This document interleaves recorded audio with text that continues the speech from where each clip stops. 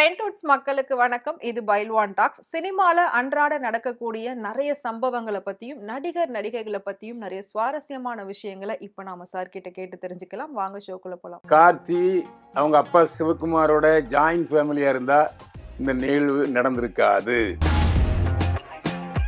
2 பெண்களும் இந்த போலீஸ்காரன் சேர்ந்து சதி செய்து திட்டமிட்டு அந்த 50 லட்சம் ரூபாய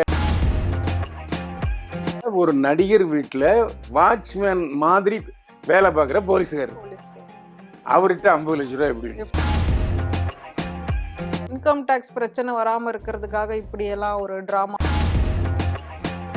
ஜெயம் ரவிட்ட பணம் இல்லாமல் பேங்கி கடனை கட்டாம விடல, வேணும்னு தான் விட்டுருக்காரு. ஏன்னா அங்கிருந்து வெளியே போய் சொன்னாரு, போகல. அவங்க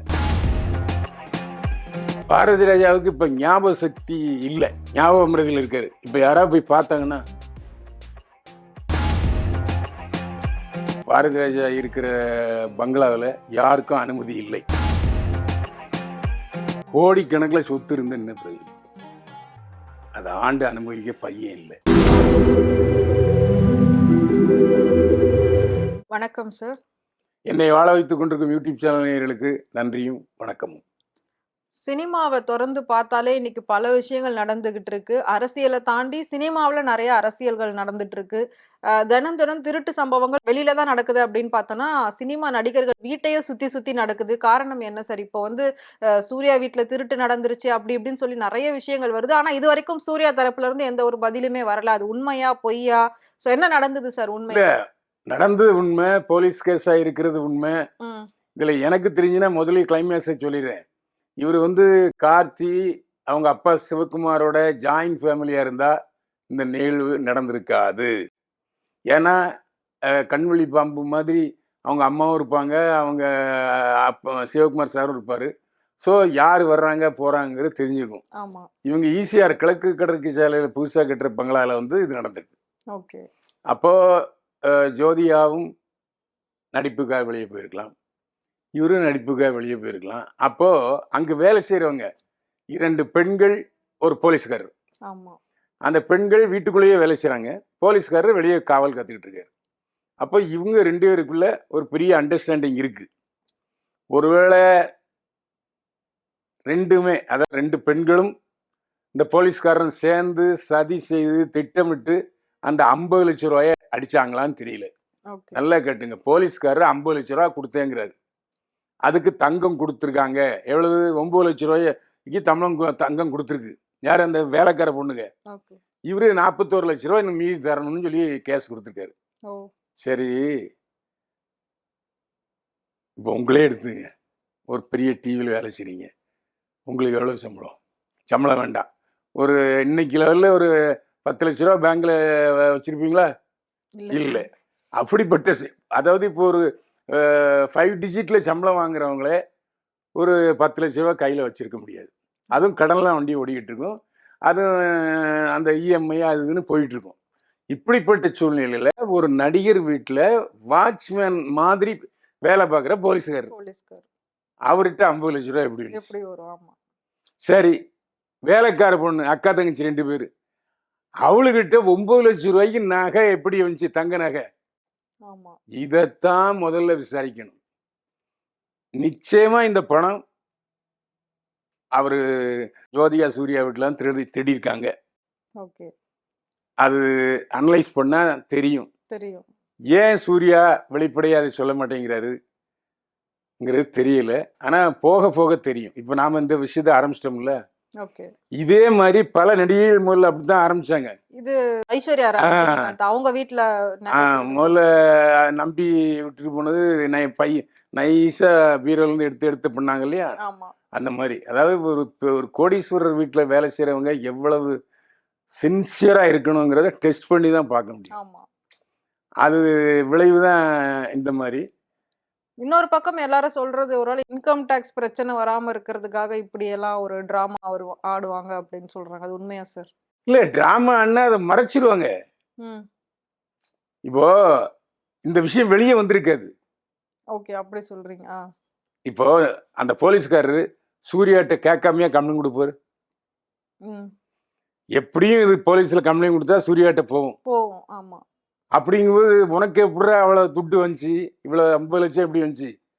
டிரான்சாக்ஷன் மொத்தம் 50 லட்சம். ம். 50 லட்சம் கொடுத்துருக்காரு போலீஸ்காரரு. அங்க வேலை செஞ்ச 2 பொண்ணுகளும் சேர்ந்து 9 லட்சம் ரூபாய்க்கு தங்க நகை கொடுத்துருக்காங்க. ஓகே. மீதி 41 லட்சம் ரூபாய் சுவாகா. ஏன்னா அங்க கெடுபிடி ஆயிட்டா, எடுக்க முடியலையா என்னங்கிறது தெரியல. ம். ஸோ பொறுத்து பார்த்தாரு, போய் கம்ப்ளைண்ட் கொடுத்துட்டாரு. ஆனா கம்ப்ளைண்ட் கொடுத்தவரு, சார் சூர்யாட்ட சொல்லிப்பார்ல, ம். சார் இந்த மாதிரி அந்த பொண்ணுகிட்ட கொடுத்தேன், ஆமா. குடுத்து அது சொல்லியிருப்பாங்க. கொடுக்கல ம். அப்படிங்கும்போது அங்க உள்ளுக்குள்ளே ஒரு இப்போ சமாதான ஒப்பந்தம் பண்ணி அதை கண்டுபிடிச்சிருப்பாங்க. ஆமா. அது என்ன நடந்துச்சு அப்படிங்கிறது தெரியல. ஓகே. போக போக தெரியும் இந்த திருட்டின் வாசம். ஓகே. அப்படிதான் நம்ம சொல்ல முடியும். வேற என்ன சொல்ல முடியும்? ஓகே. ஸோ இப்ப நடிகர்கள் பத்தி, நடிகைகள் பத்தி ஒவ்வொரு விஷயமா போலீஸ் ஸ்டேஷன் கேஸு, அது இது கோர்ட்டு வரைக்கும் போய்க்கிட்டு இருக்கு. அதே மாதிரி இப்போ நம்ம ஜெயம் ரவிய பத்தி ஆல்ரெடி நெறையவே பேசியிருக்கோம். இப்ப அவரோட வீடுமே வந்து சீல் வச்சுட்டாங்க அப்படின்னு சொல்றாங்க, ஈசிஆர் பங்களாவ. அவர் இந்த அளவுக்கு கடன்ல இருக்காரு. ஆனா பார்த்தோம்னா, இப்ப திடீர்னு ஸ்டுடியோலாம் ஓப்பன் பண்ணியிருக்காரு. ஆர்எம் ஸ்டுடியோ அப்படின்னு சொல்லிட்டு. ஸோ அது எப்படி சார் பாசிபிள்? இதுக்கு பின்னணி என்ன? அதாவது அந்த வீடு வந்து ஜெயம் ரவி, அவங்க மனைவி, அவங்க மகன்கள் ஆமா. தங்கியிருந்தாங்க. இப்போ ஜெயம் ரவிட்ட பணம் இல்லாமல் பேங்கி கடனை கட்டாம விடல. ஓகே. வேணும்னு தான் விட்டுருக்காரு. ஏன்னா அங்கிருந்து வெளியே போக சொன்னாரு, போகல அவங்க. ஓ! யாரு? அவங்க அவருடைய ஃபேமிலி மனைவி. வெளியேத்துறதுக்காக. அவருடைய மனைவி போகல. அதனால கட்டாம விட்டாரு. பேங்க்காரங்க ஜெயம் ரவிட்ட கேட்டுப்பாங்க. சரி நீங்க சீல் வச்சீங்க, அப்புறம் பார்த்துக்கலாம் அப்படின்னு சொல்லியிருப்பாரு. ஓகே. ஆனா இதுல என்னன்னா, நான் முதல்ல சொல்லிடுறேன். ஜெயம் ரவி தன்னை பற்றியும் அவருடைய தோழி பற்றியும் பேசக்கூடாதுன்னு கோர்ட்ல ஒரு உத்தரவு வாங்கியிருக்காரு. அதுக்கும் இதுக்கும் சம்பந்தம் இல்லை. ஏன்னா அதை பத்தி நான் பேசவே இல்லை. ஆமா. அதையும் சொல்லிடணும்ல. ஏன்னா ஹைகோர்ட்ல ஒரு கேஸ் இருக்கு. ஓகே. அது அப்படியே பெண்டிங் இருந்துகிட்டு இருக்கு. ம். அதனால இது நம்ம ஏன்னா நீங்க எப்படி அதை பேசலாம்னு சொல்லும்போது நான் அதை பேசலைங்க. இந்த பேங்க்ல இருந்து கடன் கட்டாதனால சீல் வச்சுட்டாங்கங்கிற மட்டும் தான் பேசினேன் அப்படின்னு சொல்லணும். ஓகே. ஸோ ஒரு ஒரு பக்கமும் நடிகர்கள பார்க்கும்போது ஒவ்வொரு விஷயமா பிரச்சனைகள் இருந்துகிட்டு இருக்கு சார். நம்ம இப்ப சூர்யா பத்தி பேசினோம். நகை திருட்டு போயிருக்கு, பணம் திருட்டு போயிருக்கு. ரவிக்கு வந்து கோர்ட்டுல இந்த மாரி ஒரு பிரச்சனை. இப்போ இன்னொரு விஷயம் என்ன அப்டின்னா, நெறைய பிரபலங்கள் வந்து இறந்து போயிருக்காங்க. சின்ன வயசுல இறந்துட்டாங்க, சின்ன வயசுல இறந்துட்டாங்கன்னு சொல்லி இப்போ ரோபோ சங்கர் நாம சொல்லியிருந்தோம் 46 வயசு அப்டின்னு சொல்லி. ஆனா பாரதி ராஜா அவர்களுடைய மகன் மனோஜ் பாரதி ராஜா அவருமே ரொம்ப ஒரு இளம் வயதுல மாரடைப்பு காரணமா எதிர்பாராத விதமா இறந்து போனாரு. அதுக்கப்புறம் அதுல ரொம்பவே பாரதி ராஜா அவர்கள் ரொம்ப உடைஞ்சு போயிட்டாரு அப்படின்றது நம்ம எல்லாருக்குமே தெரியும். இப்ப வரைக்கும் அவர் வெளியிலயே வரல. அவரோட நிலைமை என்னவா இருக்கு? இப்ப அவர் எப்படி இருக்காரு? எல்லாரும் போய் அவர பார்த்து சப்போர்ட் பண்றாங்களா? எப்படி சார் இருக்கு இப்ப அவரோட நிலைமை? பாரதி ராஜாவுக்கு இப்ப ஞாபக சக்தி இல்ல. ம். ஞாபக மறதியில இருக்காரு. இப்ப யாராவது போய் பார்த்தாங்கன்னா அப்படின்னாரு. ஓ! அதனால இப்ப பாரதி ராஜா இருக்கிற பங்களாவுல யாருக்கும் அனுமதி இல்லை. ஓகே.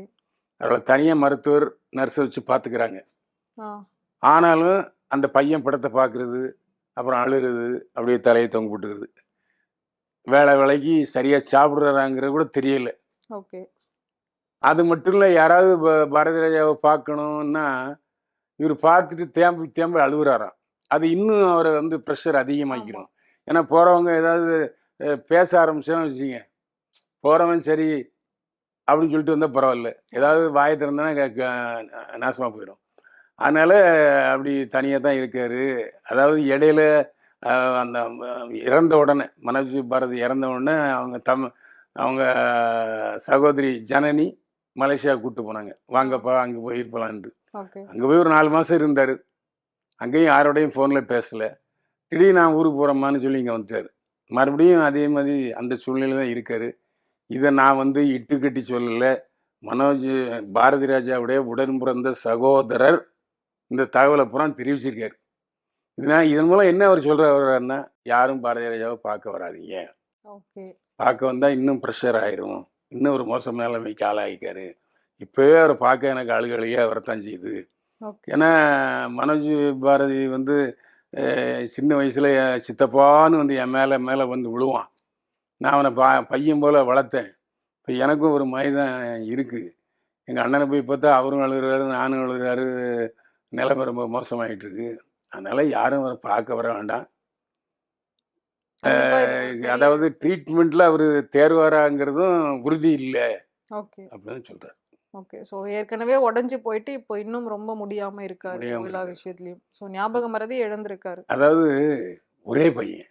ஆமா, சோகத்துல பெரிய சோகம் என்னன்னா, புத்திர சோகம் தான். ஆமா. பொதுவா அப்பாவ இறந்து போன அப்பாவுக்கு பையன் கொள்ளி வைப்பான்.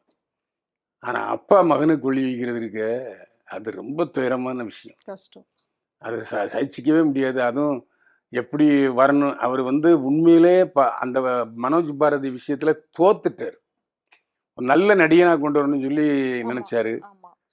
அது ஆனா சரி அவருக்கு இயக்குனரா ஆகணுன்ற அந்த ஆசை தான் வந்துருச்சு. அந்த இருந்தது. இதுவும் சரியா செட் ஆகல. ஓகே. அதாவது சினிமால எப்படின்னா, நேரம் நல்லா இருக்கணும். ம். திறமை மட்டுமே அல்ல. எல்லா தொழில்லயும் அதான். ஆமா. திறமைங்கிறது 2ஆம் பட்சம். முதல்ல நேரம் நல்லா இருக்கணும். அந்த நேரம் அவருக்கு சரியா இல்ல. அப்படி அமைஞ்சு போச்சு. அவர் ஏற்கனவே சொல்லிட்டாரு. அதாவது எனக்கு திருமணமான ஒரு 3ஆம் மாசமே நான் ரொம்ப டேஞ்சரா இருந்தேன். எனக்கு அப்பவே மாரடைப்புலாம் வந்துச்சு. நாங்க ஏற்கனவே நோயால பாதிக்கப்பட்டவன் தான். ஆனா, அத வெளிய சொல்லாமயே நான் சமாளிச்சுட்டு இருந்தேன் அப்படின்னு தான் அவரு சொல்லியிருக்காரு. ஓகே. அதுவும் இவங்க அப்பாவுக்கு தெரியுமா? தெரியாதா? வெளிநாட்டுக்கு போய் ட்ரீட்மெண்ட் வச்சிருக்கலாம். அது அவங்க அப்பாட்ட சொல்லலையாங்கிறது தெரியல. அது மாரி இ அ ஒரே ஒரு விஷயம். கோடிக்கணக்குல சொத்து இருந்து என்ன பிரயோஜனம்? அத ஆண்டு அனுபவிக்க பையன் இல்ல. இப்ப அவருக்கு உடல்நிலை சரியில்ல. இத நம்ம யோசிச்சு பாருங்க.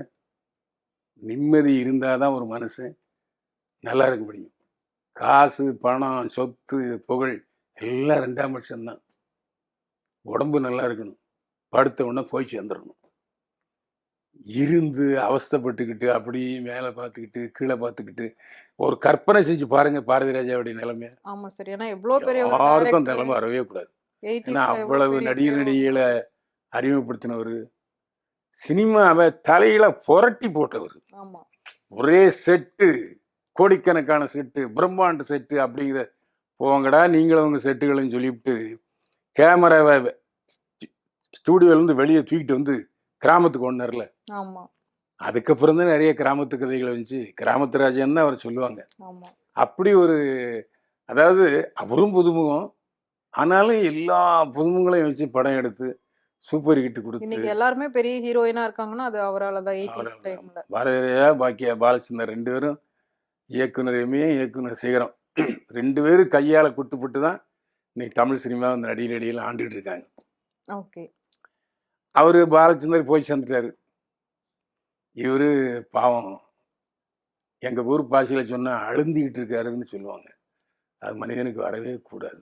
ம். பாரதிராஜா உடல்நலம் தேறி மீண்டும் இயக்குனர் இமயமாக வர வேண்டும்ங்கிறது தான் எல்லாரோட ஆசை. நம்மோட ஆசை, அவங்க ஆசை. கண்டிப்பா சார். எல்லாம் மேல இருக்கவன் பார்த்துக்குவான். ஓகே. ஸோ இவ்ளோ நாள் வந்து அவர் எப்படி இருக்காரு? என்ன பண்ணிட்டு இருக்காருன்னு தெரியாம, அவரோட ரசிகர்கள்லாம் வந்து ஒரு எதிர்பார்ப்போட இருந்திருப்பாங்க. கண்டிப்பா நீங்க சொன்ன இந்த விஷயம் வந்து அவங்களுக்கு ஒரு இன்ஃபர்மேஷனா இருக்கும் அப்படின்னு நெனைக்கிறேன். கண்டிப்பா அவர் ஆல்ரெடி இப்படி உடைஞ்சு போயிருக்காருன்றது தெரியும். ஆனா இன்னமும் இந்த அளவுக்கு இருக்காருன்றது இப்ப நீங்க சொல்லி தான் நெறைய பேருக்கு தெரியும்னு நெனைக்கிறேன். ரொம்ப நன்றி சார்.